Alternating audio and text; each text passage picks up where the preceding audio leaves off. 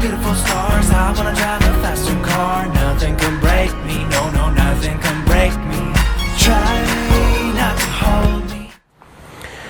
Today we're back working on our 2015 Jeep Cherokee Limited Edition. It's the KL platform Jeep, and in the last Jeep video we showed you how to do the rear pads and rotors. That was a couple of months ago. We've just turned over 80,000 miles on this Jeep, and today we're working on changing the front pads and the front rotors so that we can go get it state inspected. So the first thing we need to do before we jack it up is I just go in and loosen up the studs. It's a 19mm bolt. We'll take our Milwaukee Fuel M18 impact gun and we'll just crack them loose. We'll have to find the wheel key to get this one off. Now, in the rear brake video, we had trouble getting the rim off because it hadn't been on in a while. So what I'm going to do in anticipation for the same problem up front, while I'm looking for the key, we're going to put a little bit of coil down there and we're going to pop the center cap off and do the same thing so that we can walk the wheel off once I get it up on the jack. Shoot a little coil down here, let it seep in. Same thing over here. And you know what, we can probably pull one of these bolts and shoot it in there as well.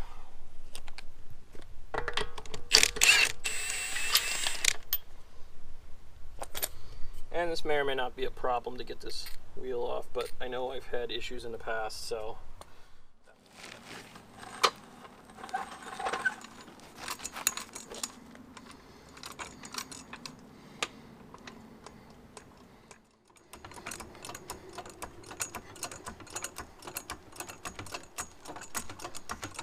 Now we can work on taking the rest of these bolts out.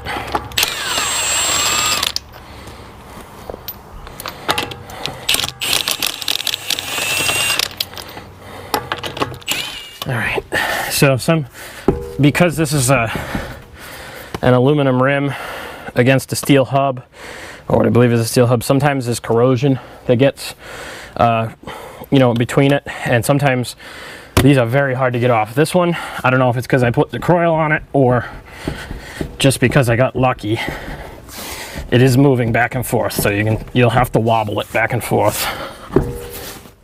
The first thing we're going to do is we're going to take these two bolts that hold the caliper out. Those are 14mm bolts, and we're going to pull those and we're going to put this caliper off to the side. Then we're going to take this bolt here that holds the rotor out. It's roughly a 3/16 Allen. We'll just put that in there and take that out. Our breaker bar here. Crack that loose. I might have to go get a smaller.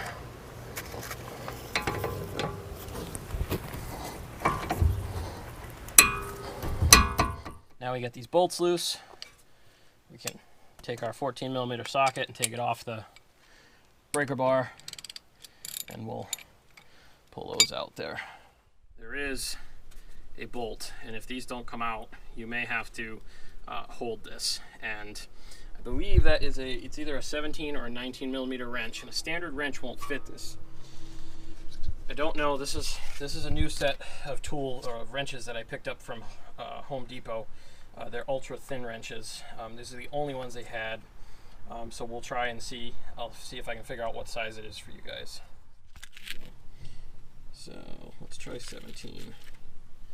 Oh, all right. I didn't realize so each end is a little different.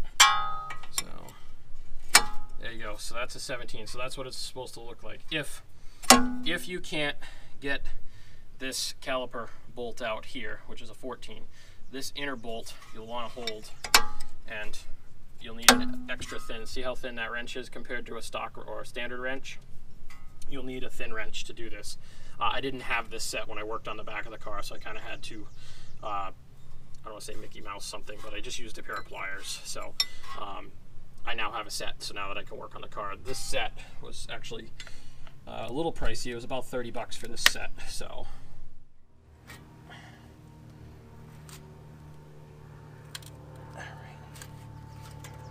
So now the calipers, we get the caliper off. We're going to take our bungee cord here and hang it off the strut assembly, because you don't want to put any stress on this hose. Actually, these pads aren't really that bad for 80,000 miles. They still have a little bit of meat left in them, but we're gonna change them since we're in. Let's take our 13/16 Allen and pull this bolt here.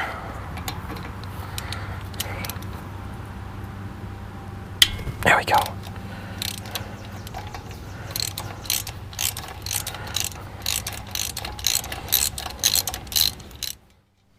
So you can see the bolt, it's right there. It's not very big. Socket set I did not have when we did the rear brakes, and what it's called is an e-torque set, or external torque set. And instead of having your standard torque set like this, where the this would go into the female side of the bolt and break it loose, these are actual sockets. So this is kind of what the bolt looks like, and I'll show you that here in a second. So we've got to open this up. This set was about 25 bucks at Home Depot. Hopefully it has the right size in it. It's the only set that they had. So get that unboxed. See if we remember what size it is. Oh, bigger than that. There we go. So that bolt is what's called an E20. So it's an E20. So we'll probably have to, let's find my extension here.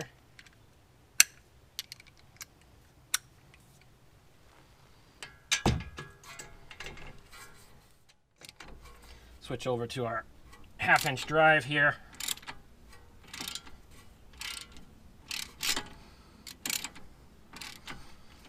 That one worked loose.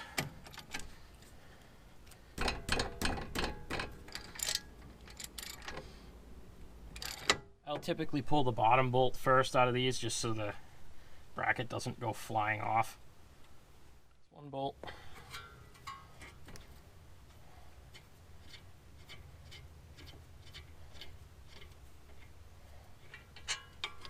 There's the second bolt. Now we have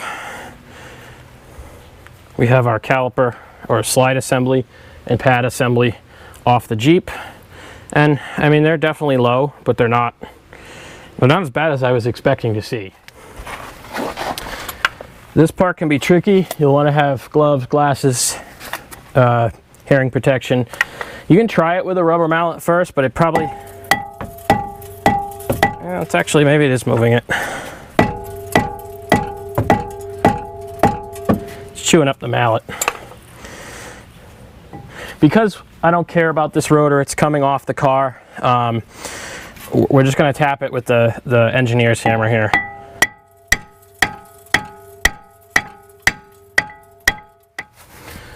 One of the things you want to do, you don't want to keep hitting it in the same spot. That's not going to do anything. You really need to be able to turn the rotor and work it. And because there's a heat shield back here, I can't hit it over here.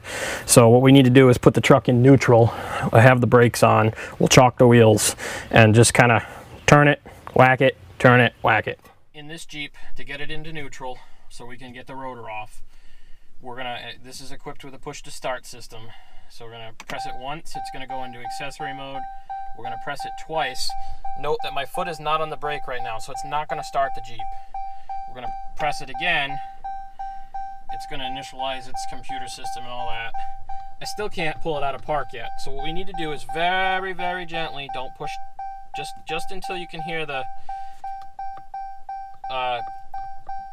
system engage here. Okay, so now I can pull the lever back, and now I've got the Jeep in neutral.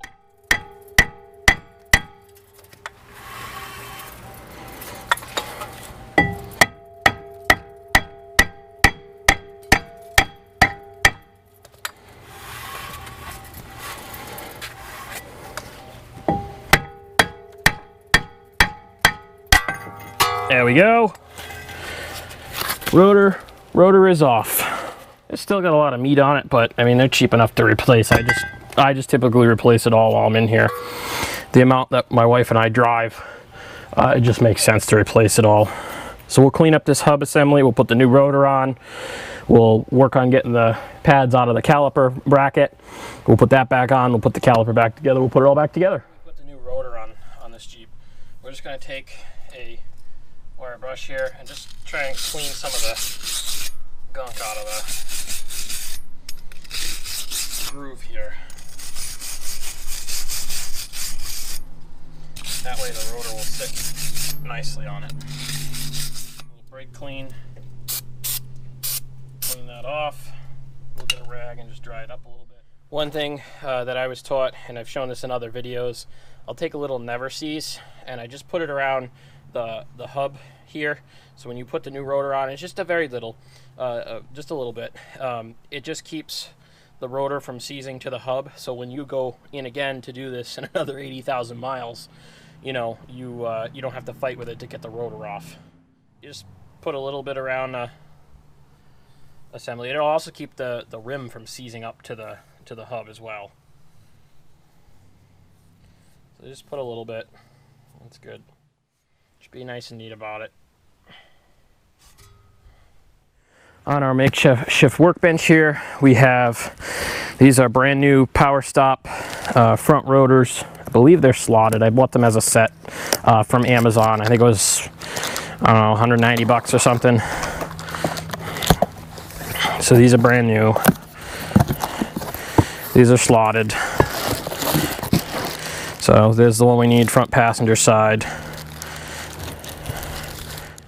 So the part number on these guys are AR83087XL and AR83087XR. So I assume left and right.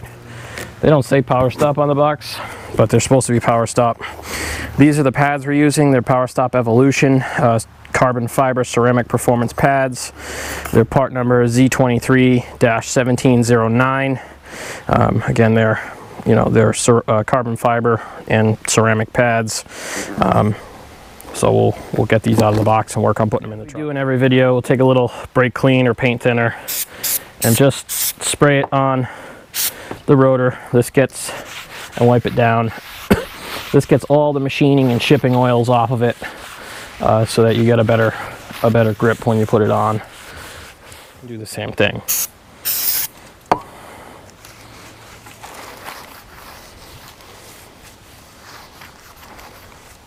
We need to line one of these 3 holes up with this offset hole here, and that's where this bolt is gonna line up.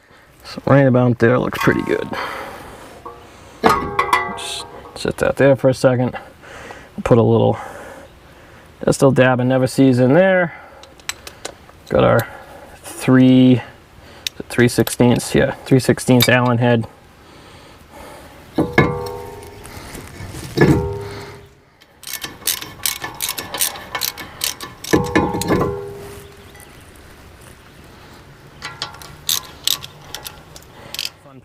This is always the fun part for me, is changing out the pads in the caliper slide here.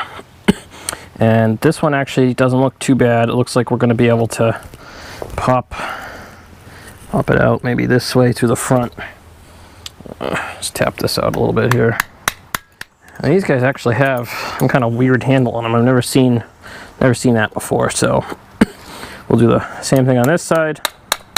Slide out through the bottom. They're a little worn. I mean, they're not as bad as I thought they were going to be compared to what the backs were.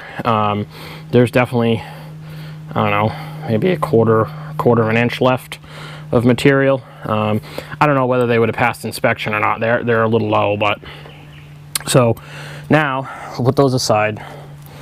Let's open up our Power Stop box here and see what they gave us. Now, none of this is sponsored by Power Stop. This is all I like Power Stop stuff.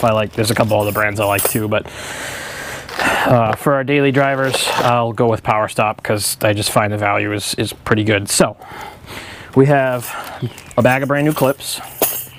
We have a little bit of ceramic silicone brake component lubrication, whether we'll use that or not. I typically will use a little bit of white grease. It's basically the same thing. And we have our new pads. So let's get out our trusty Leatherman here. Let's get ourselves the flat blade here. We're gonna pop these guys out one at a time. There's one. Put the new guy in here, like so. The rear bolts and the front bolts that hold the caliper bracket on, these are what are called torque to yield bolts, which means when you torque them down, they stretch. And what that means is you're not technically supposed to reuse them. Once you pull them off, that's the end of them. Now on the back one, the back brakes, I didn't know that. This was something that I learned while I was doing the back brakes. And you can see my other video on that. I actually went and ordered all the bolts for this from East Coast Moparts, and you know, now that we have the bolts, we're gonna change them for the front. I ordered like 2 sets of bolts, you know, so if I ever had to have, you know, take a caliper or something off, I had spare bolts. So let's open these guys up, and I ordered these back in like April, shortly after I did the original video. The back ones are different. Yeah, okay. So the difference between these are the rear brake bolts here, and you can see they're just a regular Torx bolt. And then these are the front bolts because they're an E-Torx. And again, these came from East Coast Moparts. They're OEM Chrysler products. Part number, and I'll put those in the description, but I think this is the part number here, 06510023 AA-004. 004 probably means because there's 4 in a pack. I ordered 2 packs of them. I don't think they were very expensive. I think they were $1 or $2 a bolt. So we're going to put those in. On this particular Jeep, we can actually put the slide bracket back on the truck before we put the pads in, or back on the knuckle before we put the pads in. So again, I always start with the top bolt. Lining it up is fun.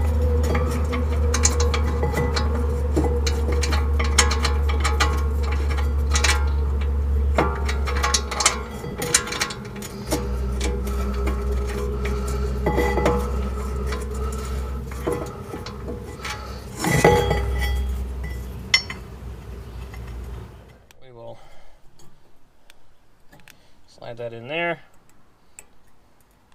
Slide that in there like that.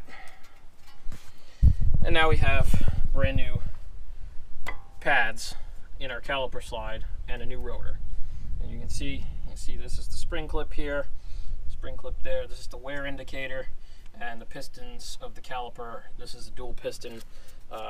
This is a dual piston caliper, brake code BRGS. And you're going to, you know, the pistons will clamp down on that. So now what we need to do, now that we've got our slide on, our pads in, our rotor on, bolt in, now we need to go get ourselves a C-clamp and probably a piece of 2x or furring strip and compress these pistons back into the caliper and slide the caliper. We're going to take our caliper off of our bungee cord here very carefully. Flip the caliper and sit it up here like so, right? This board is pretty long, but it's what I have. We're going to put it up against the pistons like so, and we're going to take 2 C-clamps. We're going to have to expand them here. Basically what we're going to do is we're just going to walk each one a little bit at a time here. That one's not even touching yet, so we're going to walk this side down a little more. And that one's all the way in. Now we can unscrew the C-clamps here. Put those off to the side.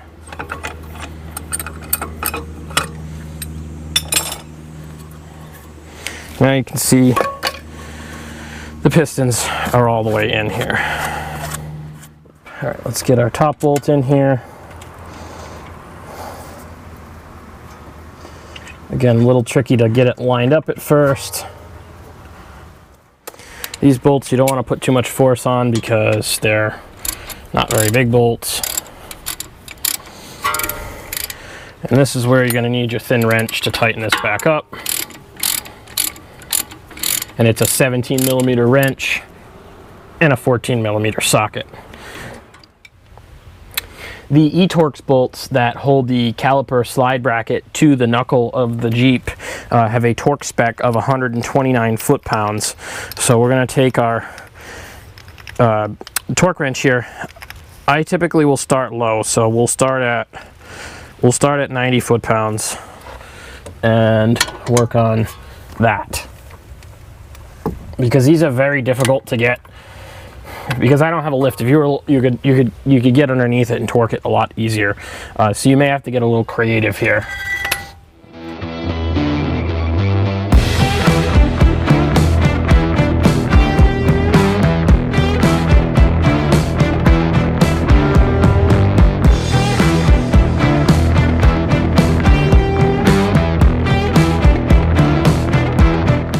These bolts, the slide bracket bolts, those are only about 32 foot-pounds, so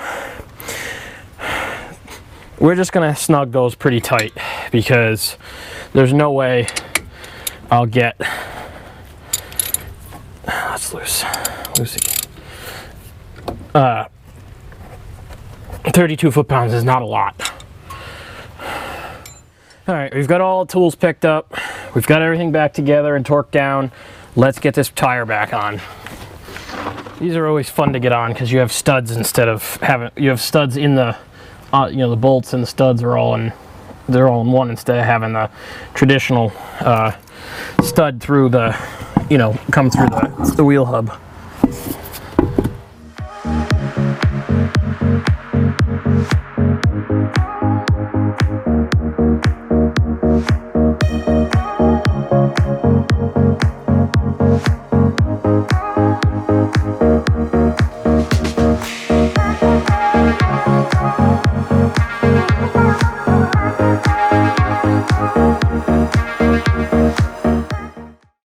Now we've finished the passenger side on our 2015 Jeep Cherokee Limited KL chassis. We're going to move on to the driver's side. It's pretty much the exact same procedure as the passenger side. It's just on the driver's side. Guys, if you like these videos, please like, subscribe, share, turn on the little bell down here in the box so you get a notification as soon as I upload a new video. You can also follow along on social media. I'll put the links in the description. A lot of times I post things on Instagram, Facebook, and stuff before it hits YouTube, just because it's a lot easier to post pictures, and there's a lot of work that goes into these videos. So feel free to follow along there as well.